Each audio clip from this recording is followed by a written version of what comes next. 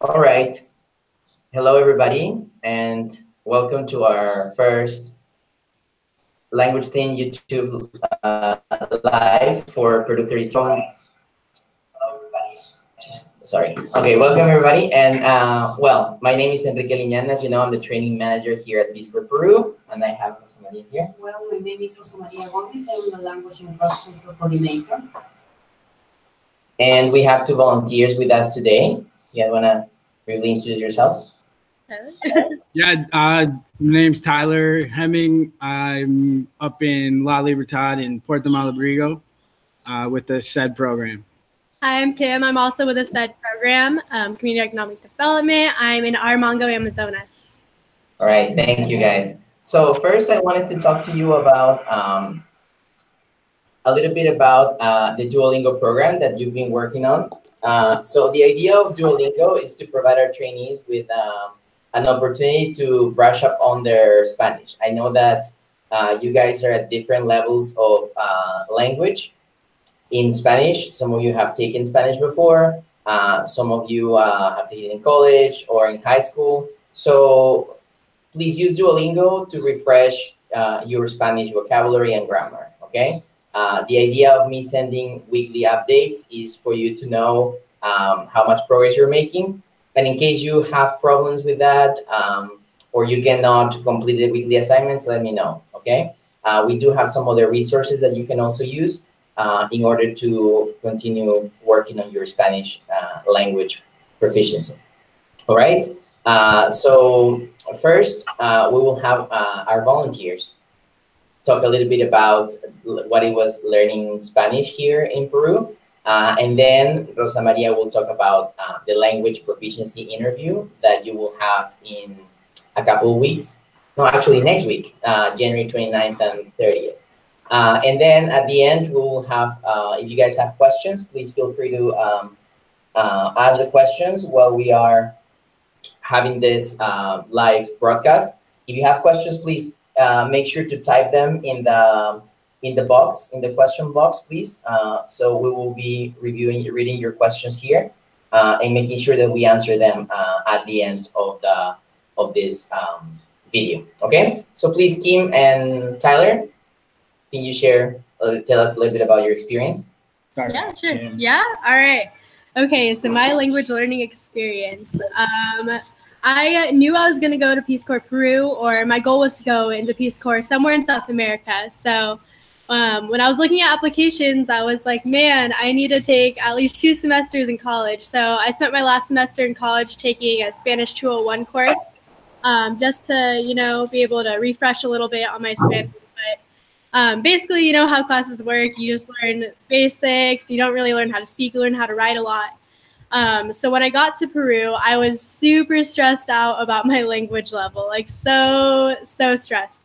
But the facilitators that you get, they group you into different language levels. And so you're around people that are basically on the same language level as you. So that's really nice because you all have similar questions and you spend a lot of time working on language during training, which helps a lot with grammatical stuff. But I would say the majority of Spanish I learned was definitely in sight. And I know it's so hard to think of like not stressing out about language. You know, you're like, I'm going to live in Peru. Like, I need to be fluent by the time I get there. At least I was like that. It was a really big stress at the time. But I don't know, through learning language in my sight is when you'll learn the most of it. So it just takes a lot of patience. And the good thing is when you get here, your host families, they're going to be so nice. So nice. My host family actually visited them yesterday and it was so nice. They told me that my language had improved a lot since I've been in sight. My mom said she was really surprised. So it just really takes a lot of patience. Don't stress out about it too much. You will get there. It just takes time. So don't be too hard on yourself for anything. The language will get there and come, and yeah, it's just don't stress too much. Focus on, you know, spending time with your host family. They'll be super nice to you, make you feel really welcome in a house. I was the 6th volunteer in my host family, so they knew what it was like to live with a volunteer that didn't really speak too much language. too much Spanish. So yeah, just smile a lot and you'll be good. No worries. But also preparing, Duolingo did help. Duolingo helped with the vocabulary, I would say. But yeah, don't stress too much. You'll get there. Thank you, Kim. Yeah. Tyler, can you share your experience, please? Yeah, sure. So I came in with a pretty low level of Spanish, and I'm a little bit older, so like I hadn't taken a Spanish course since I was probably 19, so like over 10 years of no Spanish, and kind of was a little nervous about it, but I always kind of kept the attitude that I was going to learn more while I was there. From an advice standpoint, definitely the Duolingo was cool. It was fun. It's easy to kind of get like a primer for going into Spanish courses every day, essentially, which are helpful. It's kind of like, oh man, I got to go learn Spanish again because it's hard, but it's basically you need to. So it's like that's what you got to do. And yeah, just to echo, like spending as much time talking with your host family is huge. I pretty much spent every night listening because that's all I could really do, to my host family, talk at night. And then just trying to use your Spanish as much as possible. Try to shed any sort of like bashfulness about your language, because I mean, unless you're like advanced, you're gonna be terrible. So just kind of accept that, and just be able to learn. There's a lot of resources that Rosa Maria and her group give. Try to use those as much as possible. If you have the discipline, run through all those books, and then approve HR, the tutoring and Utilize. And just and all the feeks, and like they're there to assist you. So that's good. But yeah, like Kim said, the most that you're gonna learn is gonna be when you're basically like thrown into the water or in your sight, and it's really the only thing you can do. But I think right now my Spanish level is I still need to improve, obviously, but it's like I understand everything that's said, and I can form opinions and stick with them. So if you're worried about that, don't worry. I've been here a year, and I can navigate my way through a conversation and kind of diffuse situations too if it arises to that. So yeah, low level here, and maybe a success story. So. Definitely a success story. Thank you, Tyler. Do you guys want to share a little bit about the language interview that you had before arriving to Peru? Remember the first LPI you had? For sure, that was kind of a funny experience because I was really nervous about that. I didn't really know how to take it. I kind of was under the impression that if I didn't do well, they were going to tell me I couldn't come. But so that we started the interview, and like it just because they kind of adapt to your level, and it went from like these questions about life and everything to like, what's your favorite color? And I hung up the phone being like, oh my God, I'm just the worst Spanish speaker ever. So that was kind of funny. At least I just laughed about it, and I was like, well, we got some work to do. So, but yeah, that was kind of my experience. Yeah, for me it was pretty similar. I don't know. I felt like if I didn't do good, like I knew I wouldn't like be kicked out of Peace Corps or anything, but I felt like I needed to do really good in this like language interview. So I actually studied for a few days before it, and then I I had the language interview, and I actually had notes in front of me. I was super prepared, but my language interview happened to be like a few hours later, so on like the time.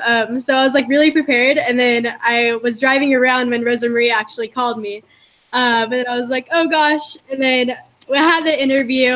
Yeah, like Tyler said, they start out with like a little bit more complicated questions, and then it goes down to like your language level. And I came in out of it like just feeling like I totally messed up.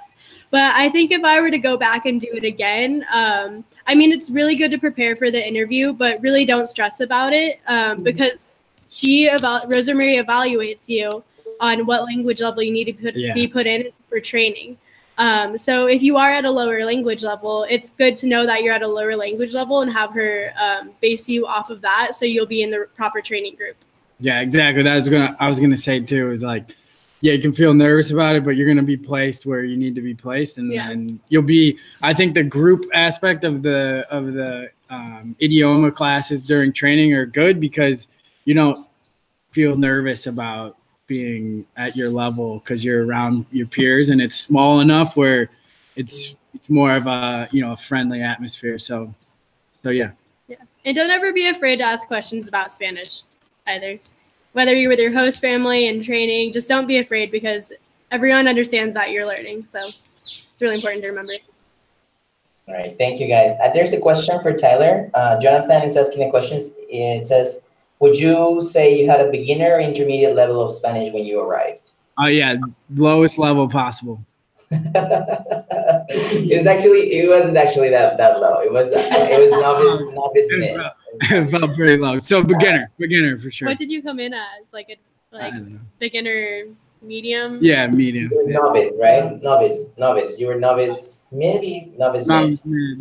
Yeah. So, but yeah, I mean, I knew a little bit here and there, but really the hardest thing is listening and interpreting, and you'll go from this like translating in your mind to you just hear it and you know what they said. So it's kind of that process. And Kim said a few times, just don't stress. It's easier said than done, but like the more you can just relax and like realize that it's just gonna, as they say here, paso a paso, or what is it? No, they didn't even say that. Poco a poco. Little by little. Yeah. So step by step, and we're good. Right. Thank you, guys. And finally, would you like to share an anecdote or something funny that maybe like a misunderstanding that happened to you while you were learning Spanish? Oh yeah, I mean, like every day it's like embarrassment or like just I don't know. This one time it was at FBT, field-based training. The Shayla, who's one of the FEEKs, was trying to help me, feel more confident speaking with people. And there's this thing during training where you have to ask what their schedule is, their horario, and so we went and got some papa huancaína from a street vendor, and Shayla was like, ask her what her horario is. And so I asked her, and she looked at me and was like, what? And then Shayla was like, ask her again. So I asked her again, and she just looks at me and goes, Gómez. So I'm sitting there just like red faced, trying to ask this woman what her schedule is, and she's just yelling at me to eat. So it's just like just kind of like funny things like that happen. And you just kind of gotta be ready to be vulnerable every day, basically. And like, you're probably going to not understand something. You're probably going to say something dumb, and you're going to have a gringo accent, and they're going to laugh at you. And that's basically how it goes. Yeah. Or they won't understand you, or having a Spanish dictionary application on your phone really helps. Just if you don't know any words, definitely recommend that. But yeah, once I got to site, my first time getting to site, I was kind of just sitting there smiling the majority of the time. People knew I didn't really speak Spanish, but Peruvians, they're just so nice and they're so understanding. So like, I was just sitting there. But like something funny that happened when I was in training, actually. I think it was like maybe my 3rd week of training or so. My host family was talking, and maybe it was like my 2nd week. I don't know. But I thought they were asking me if I wanted to go on a walk on like down the street. And I was like, yeah, sure. Like, why not? And they're like, are you sure you want to go? Like, are you sure? And I'm like, yeah, like it's just a walk. Like it's pretty outside. Like, why not? Well, I was thinking I didn't say that out loud because I didn't know how to. But we ended up actually going furniture shopping like a few towns over. We traveled for like an hour and a half to go buy a couch and come back. And I was like in the car like, that's why they were asking me so much if I was sure if I wanted to go. Like, they wanted to go furniture shopping, and I just thought they wanted to go on a walk. But yeah, just say yes to it. It was a good bonding time, you know, just sitting there checking out different couches and everything. But yeah, just say yes to everything. Be patient, smile, and you'll be okay. The language will get there. It'll get there. But yeah. All right. Thank you, guys. So yeah, as Tyler and Kim mentioned, the objective of our language program is to help you guys learn and get to the level that you need to be able to go to your communities and interact with Peruvians and do the work in your specific sectors, right? So do not worry about your language level. I know that there are different varying levels of Spanish here. We have native speakers, we have people who were born in Spanish-speaking countries and lived in the States, other people who have spoken Spanish for a long time or lived in Spanish-speaking countries. So we know that there are different levels of Spanish in the group, and we really like that. We embrace that, and we are here to help. Rosa Maria with the team of language facilitators, or called FIX, Facilitadores de Idioma y Cultura. You will see, guys, they are really invested in helping every single trainee to reach the level or to help them improve their Spanish, right? Because even if you're an advanced speaker of Spanish, there are some very specific words, regionalisms, and vocabulary specific to Peru that you will have to learn. And a language team is going to be here dedicated to helping you learn all of that and be successful during your service. Okay, so and now Rosa Maria is going to tell you a little bit more about the call next week. Yeah. Okay, hi. I talk about the language interview. Well, the language interview the next week on Tuesday, 29 and Wednesday, 30. Please, I recommend you that you wait the call on time. And the place that you wait the call, I need that it will be a quiet place because I need to record the interview. Because we need to organize the classes when you arrive here. It's possible that you feel nervous or feel a lot of stress, but remember that you said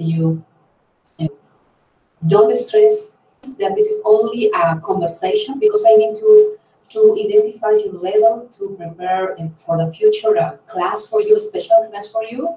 And if all the fix help you when you arrive, don't worry because we work with a lot of low levels, and when they finish the PST, go with intermediate mid or intermediate high, depending on the work or during the PST too. Don't worry, I try to help you anything from extra tutories, books. If you go to the site too, you have some resource for you and help all the time. Okay? All right. Thank you, Rosa Maria. Yeah, as Rosa Maria mentioned, we do have minimum level that everybody needs to reach during PST. That's intermediate mid. We'll give you more information about that. After the phone calls that are happening next week, I know that some people are not going to be in the States during those 2 days. So if that's the case for you, please email me and we will reschedule your interview. But every single invitee needs to get interviewed before they get here, because as Rosa Maria said, that's going to help us with a group assignment. We assign trainees to different language classes according to levels, and we need to have that ready before you get here. And we will also offer Skype lessons, yes. Right? Skype lessons. Maybe in Thursday the next week, I know which level I have, how many levels on novice level have. We the post offer tutoring, Skype tutoring. But this is optional. If you want, you contact the facilitator and try to work for 8 hours before you arrive to Peru for your PST. But depend on the results of the interview the next week. All right. Yes. Thank you, Rosa Maria. So yes, if you get an email, if you score novice, like, beginner level, you will get contacted by us, and then we will offer you. Again, it's optional. We know that some of you have other responsibilities in the States, that you might be working. So it's okay if you cannot commit to those classes. But again, we don't have the bandwidth to offer these kind of lessons to all invitees. So that's why we're prioritizing the ones that are at a lower level so that they can start practicing and working with a facilitator. Okay? So now if you have any questions, please let us know. I see some people typing here in the live chat. If you don't have access to that, maybe I'm gonna check like the Facebook group, see if somebody has uploaded anything there. Okay, no, I don't see any comments. So again, as always, you guys can contact me. You know that the staff at headquarters, they are furloughed, so they're not working. If you have contacted Emily Skills, who's our desk officer, she has not responded to you because she's not in the office. So if you have any specific questions about pre-departure, please email me, and I'll do my best to answer those questions. In case I don't have the answer to that, we'll have to wait until Emily gets back to the office. Okay, but please don't hesitate to contact me, and please continue working on Duolingo and continue accessing Learning Space to upload the documents that you need to complete, and also to complete the tasks there. Okay. So Kim and Tyler, do you have any final comments that you would like to share? I think you guys are muted. Okay. Oh, yeah. So just to kind of comment on the phone interview, it's an added element that it's on the phone. It's kind of stressful because you can't hear, but if you don't understand it, you can ask them to repeat it. It's not gonna, they're not gonna be like, oh, this person can't understand anything. So definitely do that. And like for me, like I said, the listening is very difficult to begin with.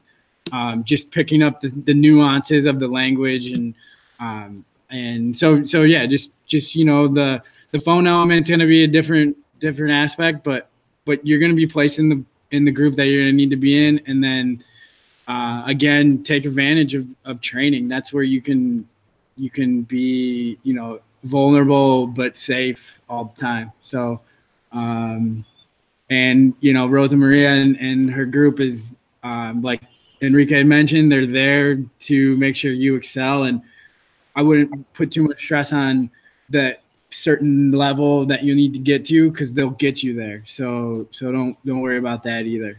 So yeah. Yeah, 100%. The FEECs are there to help you. They ask them any question that you possibly can about Spanish. They are just so happy to help you in any way. And they will get you there. I think we both got intermediate mid by the time that we are done. We got to site, and it's still a learning process. And just remember that it's a process. Language won't come to you immediately. So just be patient. A lot easier said than done. But yeah, you'll get there, and best of luck. But yeah, studying vocab really helps. And then the FEECs will help you with grammar. So yeah, if you're wondering about what you can do from like here to, when you leave for departure, use Duolingo, study vocab. If you have any questions, hit me up on Facebook, Kim Krisafi, PCV. Yeah, Tyler. Same. You can find me on Facebook too, Tyler Hemming. And then also kind of if you want, there's some podcasts out there you can listen to. There's Radio Ambulante is a good one. It's through NPR, and just kind of get yourself used to. I could only do like 10 minutes at a time because it would make my brain hurt after a while, but it's good to just kind of start getting in that mode of hearing the language and hearing the sentences put together and everything. So, but yeah, watching movies too helps. Watching movies or watching, Netflix shows that are in Spanish and have English subtitles, something along the lines of that, or the opposite way around. What else?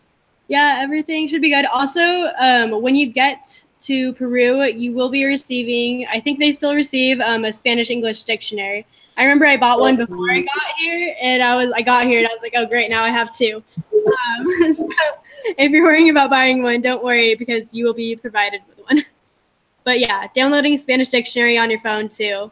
It gives you a fun word of the day if you want to as well. Yeah. All right, thank you guys. There's a question here. Preguntan, ¿dónde están Kim y Tyler ahora? Ahorita. ¿En la selva? ¿Ahorita? ¿Quieres nosotros hablamos en castellano? No, en inglés. Ahorita, right now, we are in IST. It's in-service training, so we're 6 months into site. 7 months. Oh, okay. 7 months into site now.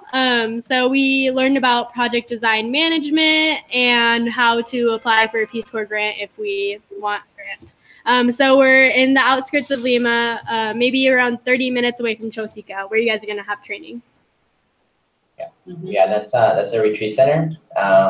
Yeah, it's in like Carretera Central. It's on the way to the highlands, to like the center of the country. And that's where we have some of our trainings. Okay.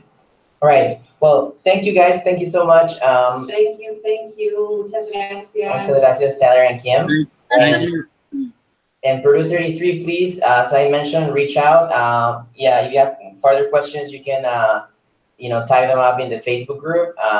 And Tyler and Kim and the other volunteers, I'm sure will be happy to answer any questions that you might have, right? Because they've been there and they know what it's like to get ready to come to Peru. And there's so many questions, and they will be able to facilitate some of those answers to put you guys at ease. So that and you know that serving in Peru is one of the best decisions you've made in your life. And remember that the team here is here to support you. Okay. So thank you, everybody. Thank you, Tyler. Ciao. Yeah, ciao. Gracias. Que les vaya súper bien. Gracias. Nos vemos. Ok, chao Perú 33. Nos vemos pronto.